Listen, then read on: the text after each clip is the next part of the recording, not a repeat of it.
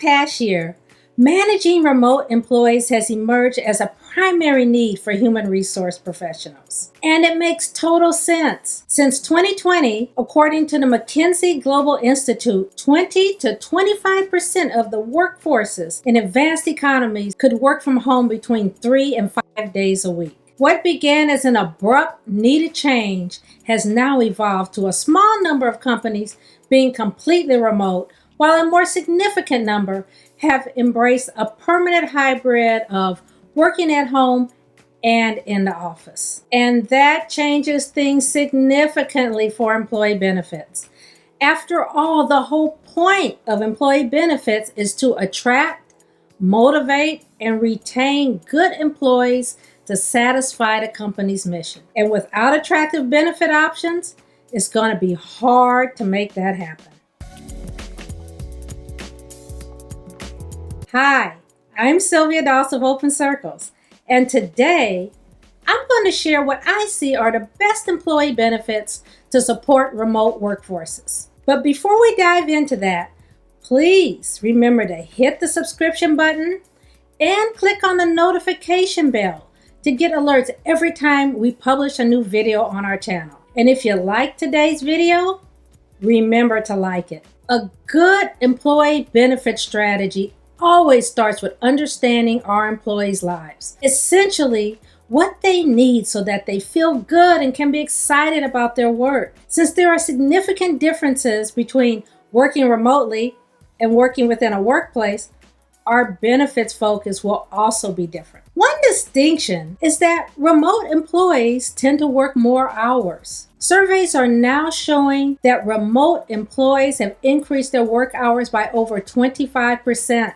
Working longer makes sense. I mean, how easy is it to roll out of bed, wash your face, brush your teeth, and open up your laptop? Also, how easy is it to keep working even after the typical time that you may have left a physical workplace? Another difference is in not being as physically and socially active. Employees spend more time sitting at their desk and missing out on former routines that supported social interaction and movement. Options such as catching a lunchtime fitness class or taking a walk with a coworker. The third distinction in remote work is the remote workstation. Many employees find themselves sitting on couches or at their dining room tables. These workstations are far from the sit-stand desk and adjustable keyboard trays and office chairs located in most workplaces. A poor workstation inevitably will give rise to poor ergonomics and ultimately pain and injury. So we need to take a step back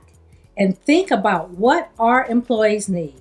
What happens in their remote work site? Based on the areas I've mentioned, here are 3 employee benefits that I think we should explore. First, ensure that employees have comfortable and ergonomically structured workstations. In doing this, we minimize the emergence of injury related to poor ergonomics. We also keep employees comfortable throughout their workdays, which is excellent for creativity and productivity. Next, let's find ways to keep employees moving. Now, there are formal options, such as providing access to virtual workouts. In this case, we bring the exercise options that were on the work campus to the remote employee. Another way to get more movement and enhance social interaction is by incorporating more moves into our work meetings, leading remote walking meetings or stretches during meetings. Building this into an overall well-being initiative is a valuable benefit for a healthy workplace. The final and most critical area is employee burnout. Employees are working more hours and have less physical and social interaction,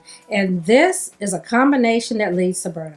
A recent Deloitte survey found that 77% of employees have experienced burnout at their current job. Employee burnout isn't good for employees' mental health and physical health, and it isn't good for business. In addition to benefits that support physical health, we must also pay attention to mental health. Making mental health accessible is critical, which goes beyond simply having it as a standard employee benefit option. Employers can help employees use these benefits.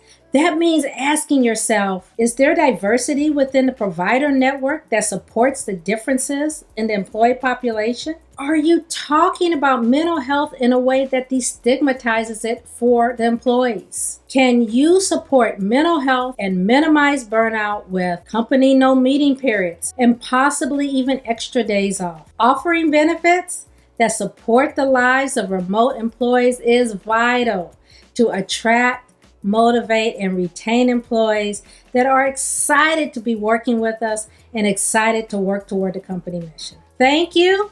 And remember, if you have any comments, I'd love to hear them. Also, make sure that you subscribe.